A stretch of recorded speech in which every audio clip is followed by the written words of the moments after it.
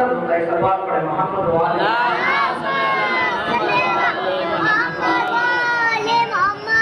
رشتہ داری کی بنیاد پہ اگر کسی کو عزت دینا ہمارا مقصد ہوتا ہے، رشتہ داری کی بنیاد پہ کسی کو عزت نہیں دینا ہمارا مقصد ہوتا تو ہم حضرت آسیہ کو نہیں مانتے، اس لیے کہ جناب آسیہ فرعون کی بیوی،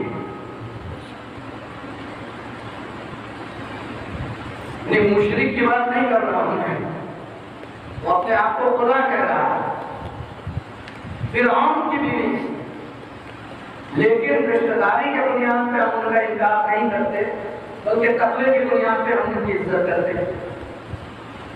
اور کتنی عزت کرتے ہیں؟ بہت ہے، بہت ہے۔ اچھا فرعون کی بیوی ہے لیکن تقوی اتنا بلند ہے، تقوی اتنا زیادہ ہے کہ اتنی خطرناک جگہ پہ رہنے کے باوجود اپنے ایمان کو سلامت رکھا، اور ایمان کو سلامت رکھا مگر کلمہ نہیں پڑھا۔ بہت بڑا جو ہے اس لیے کہ عزت جہاں دی جائے نا وہیں سمجھ میں آتا ہے، جب اللہ عزت دے تو سمجھ میں آتا ہے کہ انسان متقی ہے کہ نہیں۔ اللہ عزت دے، اللہ نے کیا عزت دی؟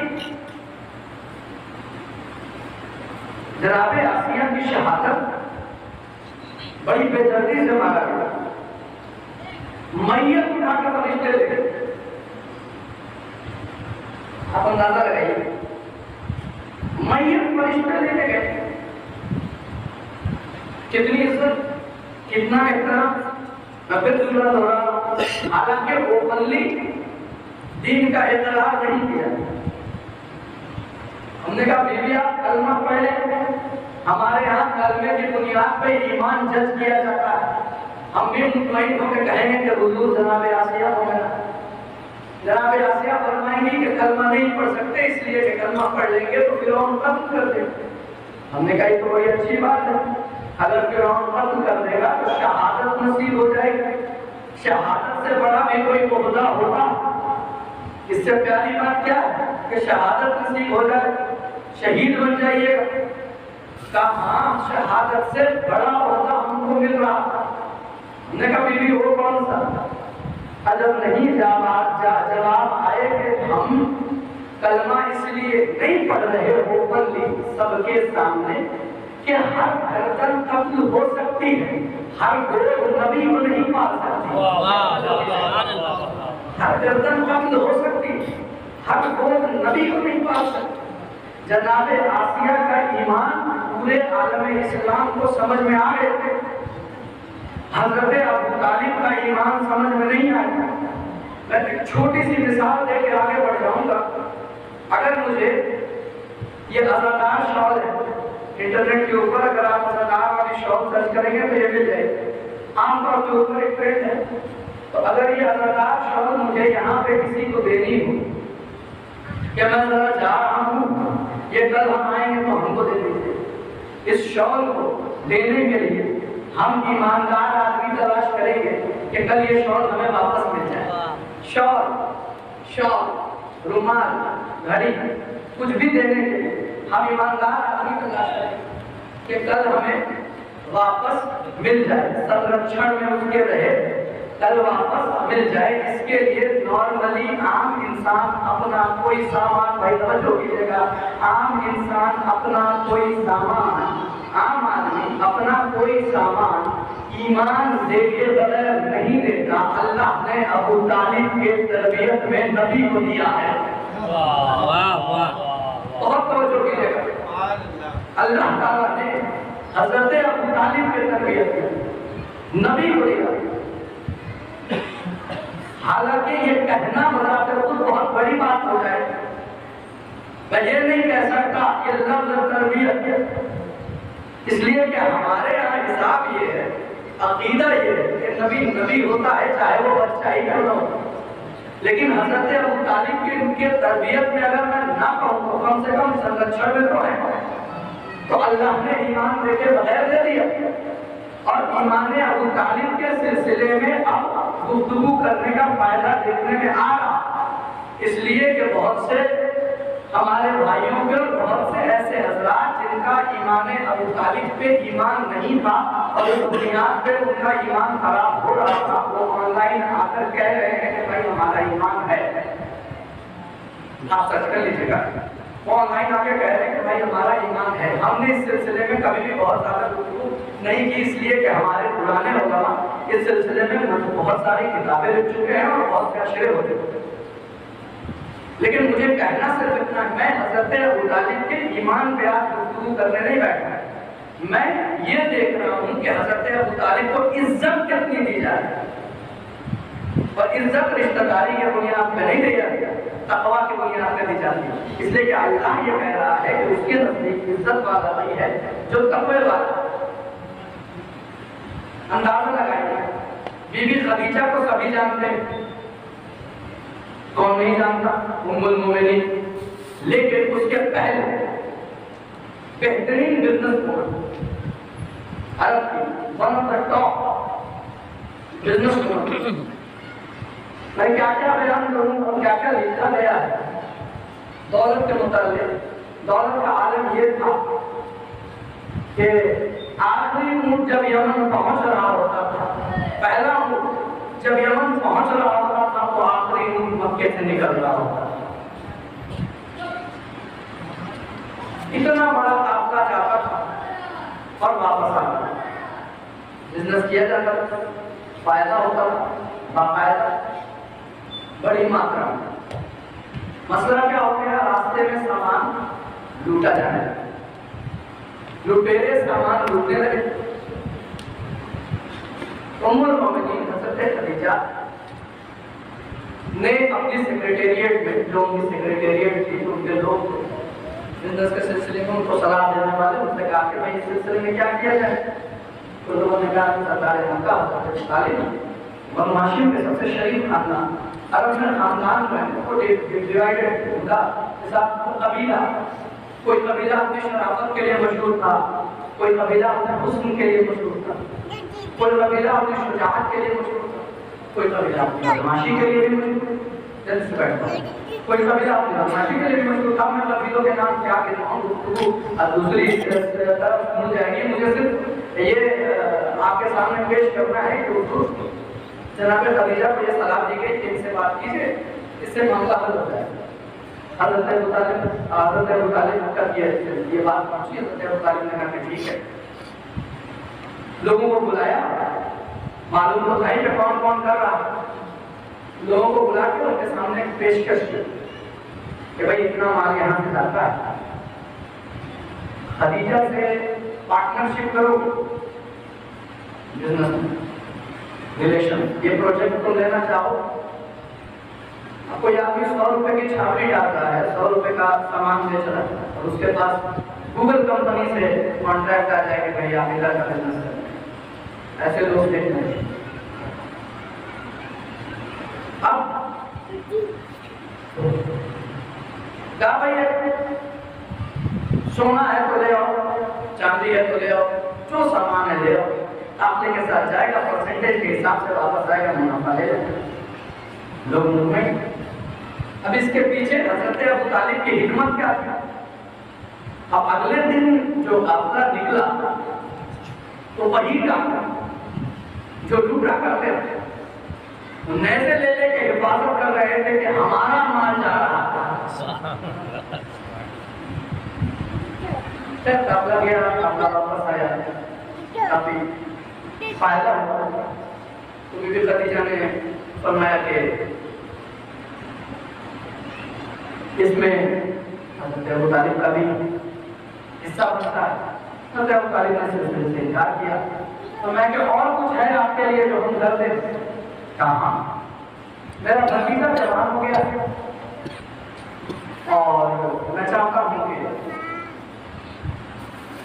آپ اپنے یہاں کوئی کام اس کو دے دیں۔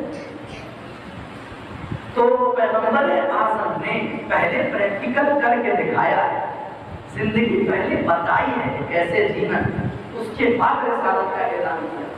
تبلیغ کا طریقہ پوری دنیا کو اگر سیکھنا ہے، کسی بھی چیز کی تبلیغ کا طریقہ، تو وہ پیغمبر اعظم سے سیکھا۔ پیغمبر اعظم نے پہلے بتایا ہے کہ جیا کیسے جاتا ہے.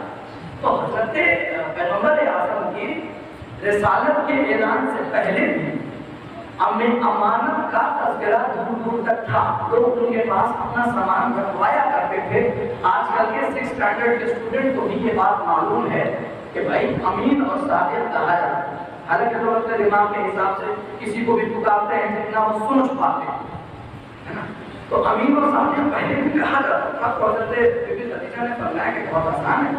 کل قافلہ جا رہے ہیں، پھر سے وہ قافلہ لے کے چلے جائیں. امین ہیں، صادق ہیں، جائیں وہاں جا کے بزنس ہوگا، واپس آئیں گے.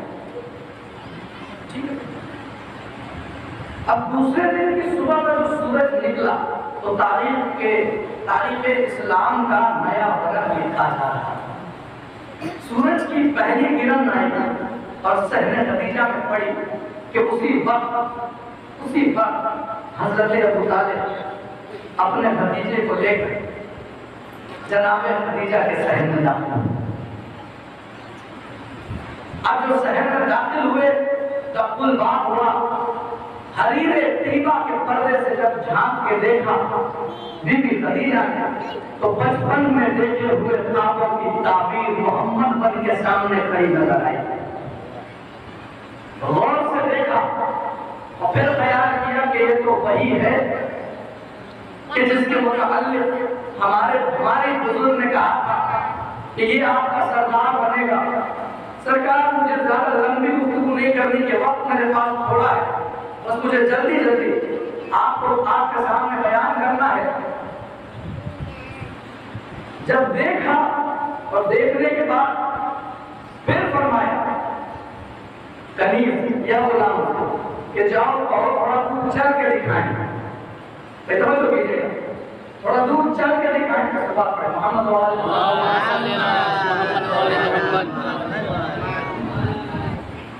دیکھیے سلسلہ بہت عجیب ہے. تھوڑا دور چل کے دکھائیں. اس میں بڑے اشارے ہیں اگر انسان سمجھنے کی کوشش کرے. کہا جاؤ بھائی اسے بہت تھوڑا دور چل کے دکھائیں. اور کمال کی بات یہ نہیں ہے کہ یہ کہا گیا، کمال کی بات یہ ہے کہ پیغمبر اعظم نے مانا اور پیغمبر پھر دور چلے صحن میں.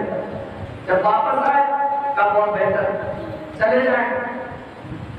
علامہ کمل صاحب فرماتے ہیں کہ ورقہ کو بلایا. ورقہ کسی نے ورقہ کو بلایا اور بلانے کے بعد ان سے کہا کہ بھائی آپ نے ان کو دیکھا تو دیکھا یہ نشانیاں کیسی کرتا تھا. بس ٹھیک پھر ورقہ ایک کام کرو ان کے ساتھ چلے جاؤ. ان کے ساتھ چلے جاؤ. راستے میں نہ بوری اٹھانی ہے نہ رکھنی، نہ کوئی کام کرنا نہ کچھ اور، بس دیکھتے جانا ان کا اٹھنا، ان کا بیٹھنا، ان کے عادات، ان کے خصائص، ان کے طریقے، ان کے سلیقے، یہ سب واپس آ کے مجھے بتا دینا. ورقہ اس وقت مسلمان نہیں ہے لیکن عالم ہے. عالم ہے اس کے پہلے کے مذہب. ورقہ نے کہا بہت ہے ابھی شروعائیں ساری پڑھ کے بیٹھا. ورقہ نے کہا بہت ہے. قافلہ گیا، قافلہ واپس آیا. جلدی جلدی اپنی منزل کی طرف آنا. قافلہ گیا، قافلہ واپس آیا. بہت زیادہ فائدہ ہوا. ورقہ دوبارہ آگے بیٹھا. پردہ پھر لگا. ملک جی کرسی پہ تشریف فرما ہوں. سامنے ایک طرف ورقہ بیٹھا. بیوی نے فرمایا اے بیان کرو. بہت توجہ کیجیے. بیوی نے کیا فرمایا؟ اے بیان کرو. ساتھ میں گئے تھے، دیکھ کے آئے ہو، بتاؤ اے کیا کیا ہے. اب ورقہ کو تبسم محمد کی لکیروں میں گم تھا کہ زبان سے اس کے کیا نکلتا. کہا بیوی خلق کا کریم ہے، خلق کا عظیم ہے، گفتار کا صدیق ہے. کہا کوئی اے بیان کرو. کہا بیوی خلق کا کریم ہے، خلق کا عظیم ہے، گفتار کا صدیق ہے. کہا کوئی عیب ہے تو بیان کرو. کہا بیوی میں نے دیکھا ہے رستے سے جہاں سے گزرتا ہے ابر کا ایک ٹکڑا اس کے سر پہ پروٹوکول کے لیے سایہ کرتا ہوا چلتا ہے. کہا کوئی عیب ہے تو بیان کرو. تم سوال ٹھیک سے سن نہیں رہے ہو. کہا بیوی میں کیا ہے بیان کروں، بس کتنا سمجھ لیجیے پوری دنیا میں پوری توجہ ایک ایک لفظ پہ توجہ کریں گے عزیزان گرامی. پوری دنیا میں عربوں سے بہادر قوم کوئی نہیں. میری طرف دیکھیے گا, پوری دنیا میں اللہ کہتے ہیں پوری دنیا میں عربوں سے بہادر قوم کوئی نہیں, پوری دنیا میں عربوں سے بہادر قوم کوئی نہیں. عربوں میں بنو ہاشم سے بڑا خاندان کوئی نہیں, بنو ہاشم میں عبد المطلب سے بڑا سردار کوئی نہیں, عبد المطلب کے بیٹوں میں عبداللہ سے زیادہ حسین خوبصورت کوئی نہیں. اور کیا بتاؤں, عبداللہ کے اکلوتے بیٹے کا نام محمد ہے. عبداللہ کے اکلوتے بیٹے کا نام محمد ہے. کا تم سوال پھر بھی نہیں سن رہے ہو. اے بیان کرو کہ حبیبی میں کیا بتاؤں, میں نے دیکھا ہے یمن کے پتھر کا جو ٹکڑا اس کے قدموں سے مست ہو جاتا تھا, حبیب یمنی بن جاتا تھا. کہا اے بیان کرو کہ حبیبی میں رستے میں نے دیکھا ہے جانوروں تک کو پانی پلانے کے بعد خود پانی پیا کرتے تھے. کہا کوئی اے بیان کرو کہ حبیبی میں کیسے اے بیان کروں. آپ کو معلوم ہے عرب میں گرمی ہوتی ہے, گرمی سے پسینہ ہوتا ہے, پسینے سے بدبو ہوتی ہے. بدبو سے بچنے کے لیے ہم عربوں کا طریقہ یہ ہوتا ہے کہ ہم اپنے ساتھ کو امبر و کستوری لے کے چلتے ہیں تاکہ بدبو سے دور رہیں. لیکن بیوی کیا بتائیں, کعبے کے رب کی قسم اس کے جسم سے پھوٹتا ہوا پسینہ مشک سے بہتر ہے, امبر سے اعلیٰ ہے, کستوری سے بہتر ہے. کہا کوئی عیب بیان کرو کہ حبیبی بنانے والے نے اس کی ذات میں کوئی عیب بنایا ہی نہیں. میں عیب کیسے بیان کروں, میں عیب کیسے بیان کروں. میں کہتا ہوں کہ اعلان رسالت سے قبل, بہت توجہ کیجیے گا, اعلان رسالت سے قبل, اعلان رسالت سے قبل ورقہ جو مسلمان نہیں تھا اسے پیغمبر کی ذات میں کوئی عیب نظر نہیں آیا. اعلان رسالت کے 1200-1300 سال بعد داڑھی رکھ کے ملا کو پیغمبر مطلب آپ اندازہ کس کے بارے میں کون بول رہا ہے, کس کے بارے میں کون بول رہا ہے. داڑھی اچھی نہیں ہے تو بات اچھی کر لی جائے. دیکھیے بات خراب کرنے سے معاملہ کیا ہوتا ہے کہ چہرہ خبیث کرنے لگتا ہے. آپ نے ہمارے علماء کو دیکھا, آپ ہمارے علماء کو دیکھیں, چہرہ نورانی. آپ آقا ثانی کو دیکھیں, کیوں یہ چہرے کا نور کس بنیاد پہ؟ اللہ عزت تقوی کی بنیاد پہ دیتا ہے. تو باتیں اچھی اچھی ہوں گی تو چہرہ بھی اچھا رہے گا. میں فرقے کی بات نہیں کر رہا, میں علماء کی بات کر رہا ہوں. باتیں اچھی اچھی ہوں گی چہرہ اچھا اچھا رہے گا. تو سرکار جو ورقہ سے اتنی ساری باتیں سنی, کہا کہ ورقہ پھر ایک کام کرو کہ تم رشتہ لے کے چلے جاؤ. میں بہت دھیان سے میں آپ کے سامنے یہ بات بہت سوچ سمجھ کر یہ بات میں آپ کے سامنے رکھ رہا ہوں, اور وقت میرا ختم ہو چکا ہے. کہ ورقہ پھر ایک کام کرو, میرا رشتہ لے کر چلے جاؤ. سرکار ورقہ نکال کے رشتہ لے کے چلے جائیں گے. اجرت کیا ملے گی؟ کا ورقہ کمال ہے, قصیر ہوتا. اجرت کبھی بھی میں جو دیکھ کے آ رہا ہوں آپ کو سن کے مان گئی ہیں, میں نے خود دیکھا ہے. کور کا جو چاہو لے جو چاہو لے جا کے پیغمبر اعظم کے سامنے, پیغمبر اعظم کے سامنے ورقہ میں پیغام پیش کیا. اب پیغمبر کیا فرمائے؟ پیغمبر نے فرمایا کہ ہم اپنے چچا سے پوچھ کے آپ کو. اچھا پیغمبر نبی کس کے, بھیجے ہوئے کس کے؟ اللہ کے. تو یہ جو پوچھنے والی بات ہو رہی ہے یہ نبی پوچھ رہے ہیں؟ نہیں, نبی نہیں پوچھ رہے, اللہ پوچھ رہا ہے. اس سے حضرت ابو طالب سے. ابو طالب ہاں کہتے ہیں تو ہاں, ابو طالب نہ کہتے ہیں تو نہ ہے. بہت غور کیجیے گا, بہت توجہ کیجیے گا, آخری بات ختم ہو گئی میرے سے. ابو طالب ہاں کہتے ہیں تو ہاں ہے, ابو طالب نہ کہتے ہیں تو نہ ہے. دنیا کی نظر میں حضرت ابو طالب جو بھی مقام ہو, اللہ نے پیغمبر اعظم کے نکاح کے متعلق پوچھ کر حضرت ابو طالب سے, حضرت ابو طالب کو عزت بہت بخشی.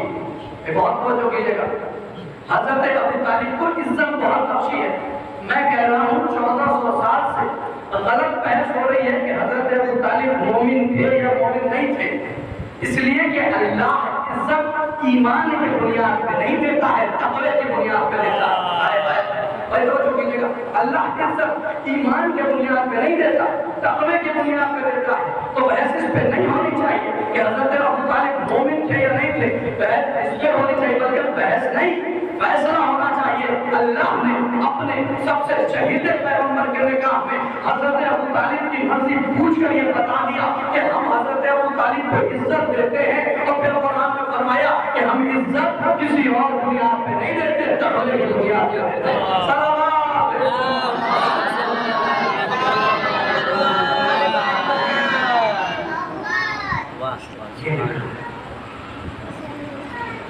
اور جیسا کہ پچھلی مجلس میں آپ نے سنا ایک نکاح اور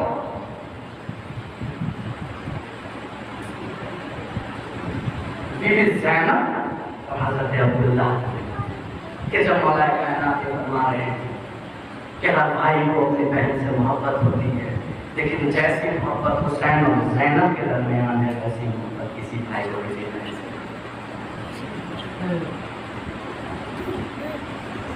میں نے کہا کیا بیان کروں، کتنا بیان کروں. نکاح کو 3 دن ہو گئے. Be be Fizza be be زینب کے سامنے پہنچی، کیونکہ گھر سے کوئی جاتا تھا، رواج یہاں ہے، رواج وہاں. 3 دن بعد گھر سے کوئی جاتا. تو بی بی فضہ چونکہ ماں تھی نہیں، اس لیے بی بی فضہ پہنچی اور پہنچ کے دیکھا تو بی بی زینب کا رو رو کے برا حال ہے، رو رو کے برا حال. تو بی بی فضہ نے پوچھا کہ بی بی ہم اتنا گریہ کیوں کر رہے ہیں؟ اس لیے کہ ہر لڑکی سسرال جاتی ہے، اتنا گریہ کی کیا وجہ ہے؟ بہت توجہ سے سنیے گا عزیزان کرام. مسائل میں تھوڑا پڑھوں گا انشاءاللہ، اس لیے کہ وقت میرا ختم ہو گیا ہے. کہ اتنا گریہ کی کیا وجہ ہے؟ ہر لڑکی سسرال جاتی ہے. بی بی زینب نے فرمایا کہ اماں فضہ کیا آپ کو یہ لگ رہا ہے کہ میں اس وجہ سے رو رہی ہوں؟ کہ پھر کیا وجہ ہے گریہ؟ فرمایا آج 3 دن ہو گئے ہیں میں نے اپنے بھائی حسین کو نہیں دیکھا. 3 دن ہو گئے ہیں اماں فضہ میں نے اپنے بھائی حسین کو نہیں دیکھا. بی بی فضہ نے جیسے ہی ہم کھڑی ہوئی اور واپس پہنچی مولا حسین کے پاس پہنچی، دیکھا حال وہی ہے، دیکھا حال وہی ہے. عجیب عالم میں حسین تشریف فرما ہے، آنکھوں سے آنسو بہے. مولا حسین کے پاس جا کے بی بی فضہ نے حال کیسے آیا؟ حسین نے کہا ٹھیک ہے ہم ظہر کی نماز کے بعد ملنے جائیں گے. اے عزیزوں حسین اپنی بہن سے ملنے چلے نہیں، یہ وہ ملنا نہیں ہے کہ جب آئے تو واپس نہ جائیں. حسین تیار تھے، بہن سے ملنے جا رہے تھے. شاید آنسوؤں کو پوچھ لیا ہوگا کہ بہن کے نظر میں بھائی کے آنسو نہ آئے. حسین جب ملنے کے لیے گھر میں پہنچے تو گھر میں کوئی نہیں. کنیزوں نے اشارہ کر دیا آگے بڑھے. حضرت عبداللہ کے بی بی زینب کی حجرے تک گئے. کنیزوں نے کہا بی بی اکیلی ہے، امام اندر چلے گئے. دیکھا کہ بی بی مصلی پہ ہے، سجدے میں ہے. قریب گئے تو پایا کہ سو رہی ہے، آنکھیں بند ہیں، شاید سو گئی ہے. جب غور سے دیکھا تو دیکھا کہ ایک جھلی ہے جس سے دھوپ نکل کے زینب کے چہرے پہ پڑ رہی ہے. بس عزیزوں ابھی تابوت اٹھ رہا ہوگا، بی بی زینب کا تابوت ابھی اٹھ رہا ہوگا. 2-3 جملے مسائل کے ہیں، سن لیجیے گا. ایسا لگا جیسے دھوپ جھلی سے چہرے پہ آ رہی ہے. امام آگے بڑھے، آگے بڑھ کے اپنے ابا کے دامن کا سایہ دیا. سایہ کیا تو دیکھا کہ ابا کے دامن سے چھن میں دھوپ پھر چہرے پہ پڑ رہی ہے.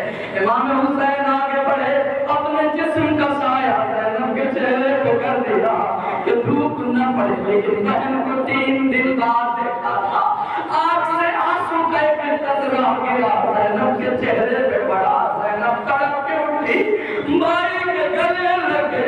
زینب نے کہا بھیا 3 دن ہو گئے تھے تمہیں نہیں